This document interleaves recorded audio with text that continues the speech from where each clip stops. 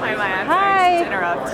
I'm your timer for this session, so I'm just going to come by at 10 minutes, which you can either use for Q&A or to finish your talk. See, I would suggest to start now because your time has started. Okay, Yeah. that's good. Hello, hello. Hi, everybody. So we are getting started, and maybe it's going to be more people coming in soon, but we will get started anyways. My name is Maija. I'm from the Golden Green Foods. We made it all the way from Finland. Yes, from the snowy, cold Finland. It's really great to be here. And like we were just talking with Daniel, is that it's just amazing that, you know, whenever you go in here, you see that there are people who are just sharing the same thoughts and, like, you know, the like-minded people with the same passion. It's totally amazing, and it's really, really unique. Great. Okay. So, anyways, we are supposed to talk about oats today. So I'm sure that quite many of you have already visited our booth and then seen our oat-based products. So maybe you know a little bit something already, but yes, Nordic Oats is a magical superfood with many, many proven health effects to heart health and digestion and blood sugar balancing, etc., etc. So it's commonly known for oatmeal and muesli, and maybe bread and biscuits. But a couple of years ago, there were two Finnish women who discovered this tremendous untapped potential as something very different. And I was one of them. But before that, we just have to take one step back. So, as we all know, the food system is just fundamentally broken. So, when you think about the animal protein production, that is actually playing the major role in this catastrophe. That, you know, whenever you're taking one portion of the meat, you're actually throwing away 5 bathtubs of clean water. The CO2 emissions, the animal protein production is actually contributing a lot more than all traffic together. In order to actually produce 1 kilo of the animal protein, you're wasting 6 kilos of plant protein. So this list goes just on and on and on, and it's really hard to see why are we then consuming these animal proteins in the first place. You know, we are smart people, and what is going on? Well, so the thing is that it is actually not consumers' fault. This is the meat habit that is causing it. And the meat habit is like a societal design problem. I'm a designer as a background, and it's actually really, really nice to sometimes see that, yeah, this is true. You know, design problems are just like this, that, you know, like, people are just given something and then they continue working on that way, how they used to be, and there is absolutely no way out. So we have this caveman's body that is really addicted to all kinds of high nutrition foods such as meat. So when the meat is actually presented as the normal way and the only real way, and when it's subsidized so heavily that the price is actually so much lower than actually should be, it's really no wonder why people still keep buying the meat. And yeah, it's really not the consumer's fault. But, you know, because this is the case, luckily, more and more we are starting to realize this paradox, and that there is really something that should be done. So people are increasingly turning to the vegan and vegetarian and flexitarian diets, etc. But there's this one problem. Most of the products out there, most of the proteins out there are based on either soy or wheat. And those that claim to be soy-free, they are made of wheat. And those that claim to be wheat-free are made of soy. And then there's, of course, the combinations of the soy and wheat. So both of these, they just don't have that nice image in people's minds. And like if you look at the health impacts and the environmental impact, the monoagriculture, etc., the soy and wheat are not just very appealing ingredients. So, but what you do, I mean, if you don't want to eat, like, what else do you have? You have the mushroom, for example, but it's it's not so easy to actually find good plant-based proteins. So in this slide, we actually started to think, is there something what we could do? You know, my co-founders are food scientists and like really advanced, especially in the studying of the oat processing. And that really used to be something that is not very fancy. You know, when my co-founder made her dissertation, when was it, like maybe 10 years ago, they were really asking from her in the conferences that why do you study the oats? Because the horses can eat the oats without studying.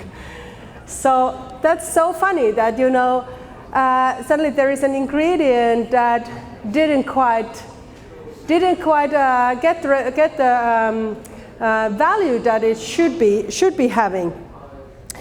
So if you look at the oats, it's actually one of the most ecological crops in the world because it grows so nicely in this Nordic harsh climate. It doesn't require a lot of pesticides or fertilizers. It actually goes quite nicely when the climate change is actually impacting so that the central farming areas are drying out. So when the farming is anyways moving towards north, oats is actually a quite clever crop. But the only problem in there is that it's really, really difficult to handle. So it gets, because of the beta-glucan, that is actually the miracle component in the oats, because of the beta-glucan, it also is super difficult to process. So it gets slimy and it gets brittle and it just doesn't work.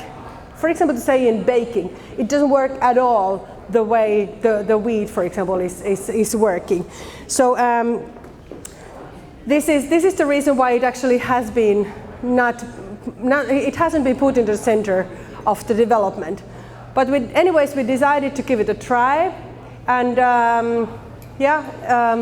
you know, these scientists, they are like really hard to convince if they don't try something by themselves. So, for example, I have to say that in this history of the golden green foods, that was definitely my hardest sell ever, to get my co-founder to start developing these things, because she said that this just should not be possible. You are just a crazy woman who is dreaming a bit too wild. But anyway, she decided to give it a try.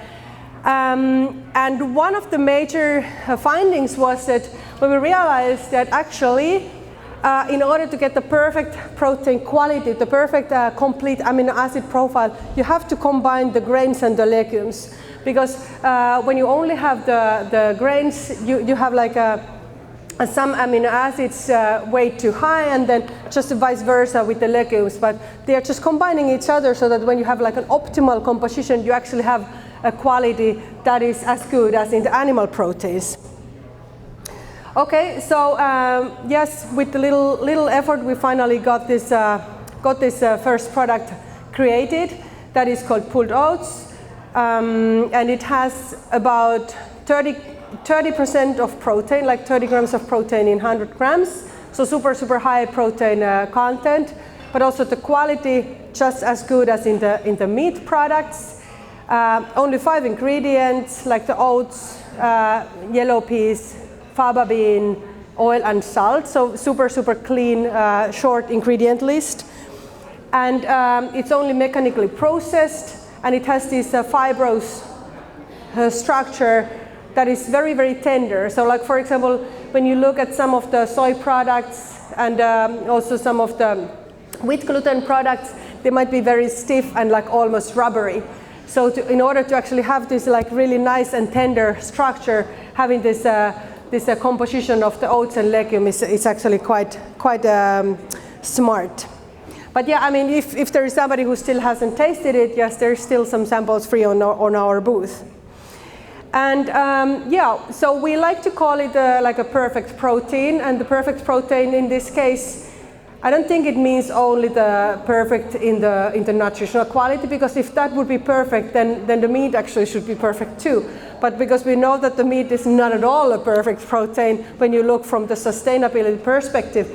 So having this perfectly ecological and perfectly versatile and perfectly tasty, that is the only way to actually have a perfect protein.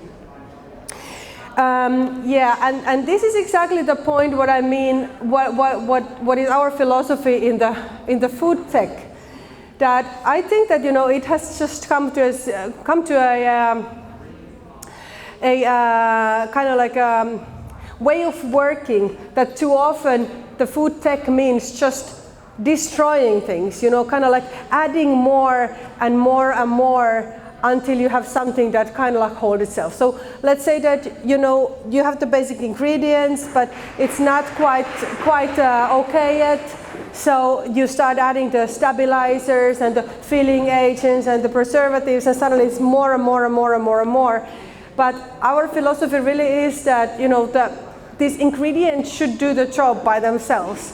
So our job as developers is that we just need to work harder to actually allow the ingredients to really do it for us, to really allow the ingredients to do the magic thing. And this is exactly why I really like to call us a food tech company, not just a food manufacturing company. Okay, and yes, the Golden Green Foods, we have been existing for 3 years now, 3.5 years. And luckily in this time, it's been really a great pleasure to see that this whole industry has been growing so much, and like, you know, there are like so interesting new products on the market. Many of them are actually trying very, very hard. For example, at the meat alternative category, trying very hard to really mimic the meat, so that it's like a lot of this that, you know, you tasted it and you didn't say that it wasn't meat, or kind of like that it smells so much like meat and the mouthfeel is so much like meat, and that's really great and it's really needed. But I just claim that that's not the end of the story, because, you know, more and more there will be consumers who actually don't even miss the meat. They have not necessarily even tasted the meat, you know, so there is nothing to substitute, or there's nothing to mimic.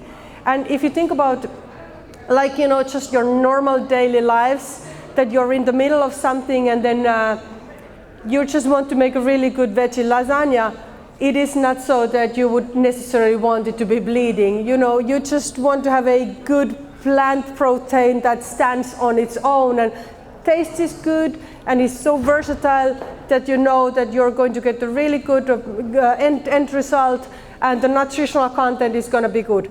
So in a way, both are needed, but the clean label still would be the thing that is actually driving it. So if we are trying very, very hard to mimic something and then again ending up with this huge long ingredient list, I'm not sure if we actually got like that far. Sorry. And actually I think that, you know, this whole industry is really needing more and more this next level innovation. So there's been already too long for this kind of Me Too products and copycats of this and that. So what has been the really great pleasure in here is to see that finally there are really new stuff coming out, and like, because we are still in the baby steps, and it's definitely possible to kind of like look at the whole variety of ingredients in a total new perspective and challenge ourselves to actually develop even better products. And this Nordic ingredients is actually one of the great examples of that, because, you know, this like a part of the catastrophe is definitely the mono agriculture, that, you know, everything is only based on soy and corn and wheat, and we just need to look at the other ingredients and see that what are going to be the tomorrow's ingredients. Okay, so yeah, we launched the pulled oats in Finland, our little home market of only 5 million people. We launched it in 2 years ago, a bit over 2 years ago. And it was a very nice response. Actually, the whole country got crazy with the product. So there were people waiting 6 a.m. in front of the shops just to be the first one who will catch the product when it arrives. And somebody was even coding an app to get the notification when the product arrives to the shelf. So this was quite extraordinary. And yes, but I have to apologize that was actually the reason why we are not yet on the US market, because we were just simply too busy to get into here, because, you know, what else can you do? You just have to serve your home troops first and then allow them to try and test the product. But finally, we are now in the stage that we are searching for the right partners to actually enter to the US market. So whether you are an importer or distributor or broker or wholesaler or manufacturer or whoever would like to share, who would share these values and would like to join us in this game, please come to talk to us. Okay, and yes, to the end, I would really love to take this opportunity to talk a little bit about the competition. Because what is so important for everybody to remember is that there is no competition in this category yet, in the alternative proteins. So the moment we start competing with each other, the battle is lost.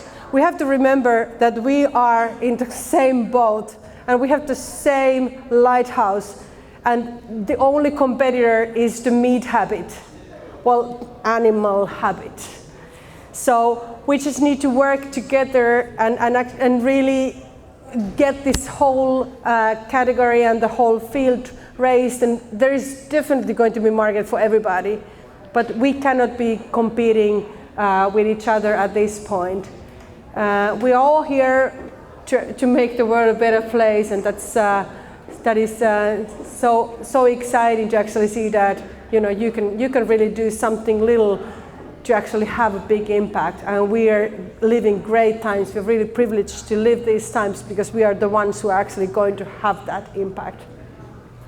Thank you. Yes, I would love to have the conversation with you because this is actually something what I forgot to say in the very beginning. But I actually hate the monologues, and I love the dialogue. So if there is anybody who would like to say something, I would be very happy to continue the conversation now.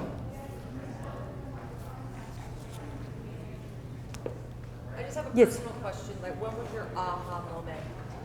Like, I have had many aha moments. the aha moment that, like, is a result of you being here right now. Mm-hmm. With meat, the industry wanting to find the alternative. I have had many aha moments, but maybe I can just give you a couple. One was that because I'm a kind of like a freak person, that I have never eaten meat even since I was a kid. And my family was eating meat. I was just refusing to eat meat. I actually was 11 when I heard first time that there is a word vegetarian.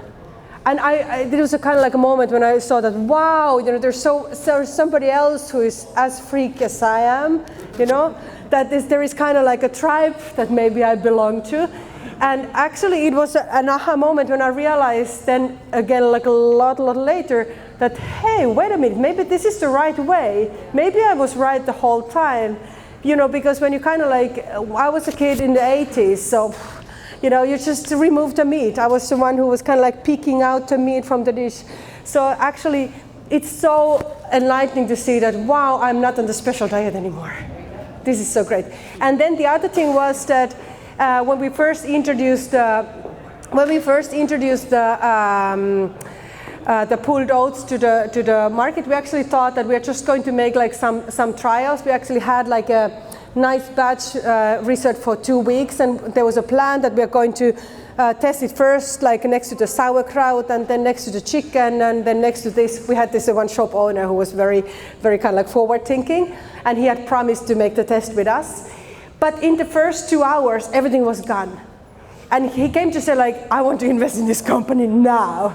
And it's kind of like, it's so fascinating to see that actually, this could make sense, because you never know before you actually test it with real people.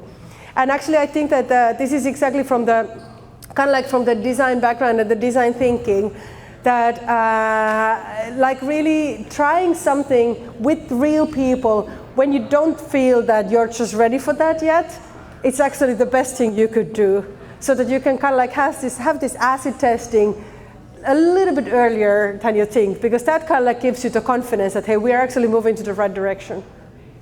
Couple of aha moments. Yes. Okay, yes? What is meant by pulled oats?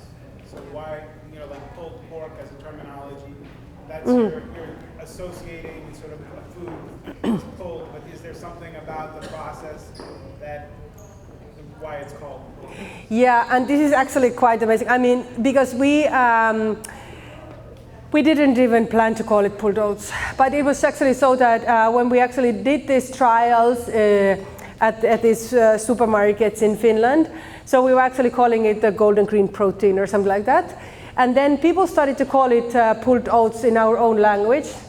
So then actually it was suddenly in all media. It was really spreading like fire. So we had no other chance than just to protect that word, because you don't want to give that word to anybody else. And actually the name pulled oats came from the Reuters interview. They came to do an interview and they said like, we are going to translate your name as pulled oats. And it's like, aha, okay, so that's going to be the thing. But anyways, I mean, that is just a great crowdsourcing for your names, that suddenly your customers and your medias are giving the names for your product even. So we were really not ready for anything, when we were just doing our trials.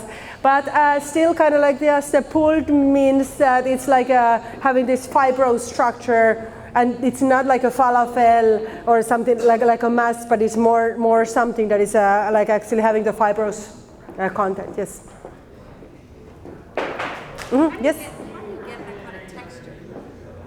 How do we get the texture? I mean, that's exactly the point with using these ingredients, because normally, like I said, when you have these soy-based things, for example, they are actually very stiff most often.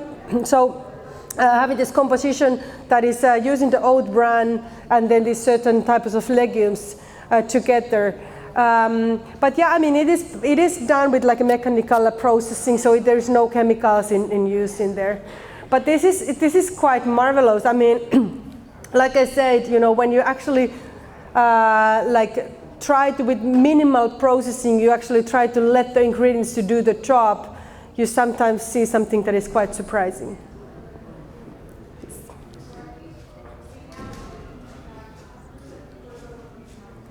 Daniel has a question? Yes. So do you see this for the U.S. market as something that's more focused on food service, trying to do alternative protein, let's say in schools, hospitals, type of thing? Or do you see it as retail, both, but like as a go-to-market strategy in your approach entering the U.S. market? Yeah. Usually there's some, niche focus, let's say year one, we're going to go into this area. Do you have a plan for that? Mm-hmm. So regarding food service versus retail in the US, actually, I mean, we had a really great plan for our home market, Finland, that, we would first go to the food service, and that's like a good way of kind of like introducing the product on the market. And it's kind of like, also that food service, the customers actually want you to provide something new, because if it's exactly the same that is already on the shops, it's nothing new. So kind of like that, you would give them a little advance. In that case, we didn't get to do that, but that was only because the product just got so popular that the retail customers just didn't allow us to do that. And then what else can you do? You just have to supply when they're asking. But in the US, I actually think that it's a really good idea to first kind of like do some trials at the food service first, and then kind of like introduce it into certain customers. The food service is a lot nicer customer in that sense, because you just do the work basically once, and then they are continuing to market it, and you just supply. So yeah, I mean, I definitely wouldn't start with the retail unless there is a super good reason for that.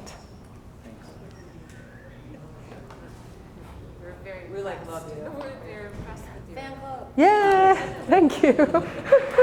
Ladies' room. Cool. Any other comments? Mm-hmm. Yeah, one more. Yes. When do you think you might be able to get to the US? Like how long will it take you? I mean, we are basically ready. But we are only ready until the moment we reach the New Jersey harbor. So we need somebody to take it from there, to kind of like make all of the custom procedures, and then store the product and distribute the product, etc.